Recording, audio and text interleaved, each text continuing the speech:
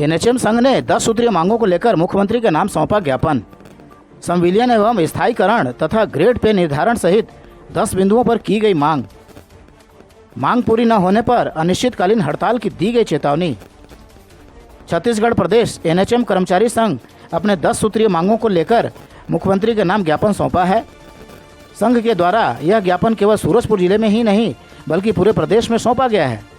गौरतलब है कि राष्ट्रीय स्वास्थ्य मिशन अंतर्गत लगभग 16,000 कर्मचारी कार्यरत हैं, जिनमें से चिकित्सकीय और प्रबंधकीय दोनों ही प्रकार के कैडर मिलकर प्रदेश की स्वास्थ्य सुविधाओं को सुचारू रूप से संपादित कर रहे हैं, जिसके कारण राज्य को स्वास्थ्य क्षेत्र में राष्ट्रीय स्तर पर कई पुरस्कार से सम्मानित किया जा चुका है।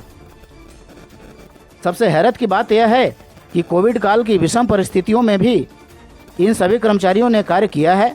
सूत्रों ने बताया कि कोविड काल में ड्यूटी के दौरान कई संविदा कर्मियों को अपनी जान गंवानी पड़ी थी।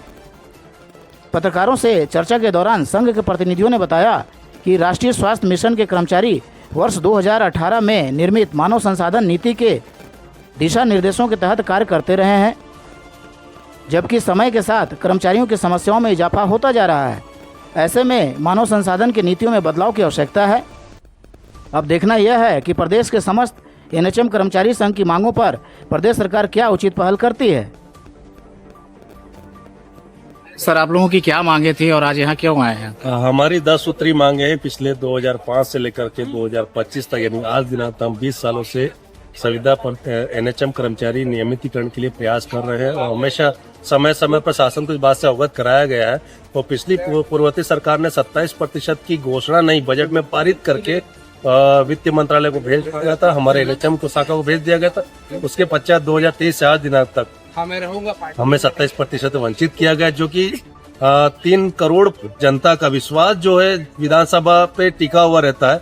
विधानसभा में जो चीज पारित होने के पश्चात भी हम लोग को आज दिनांक तक 27% से वंचित किया गया।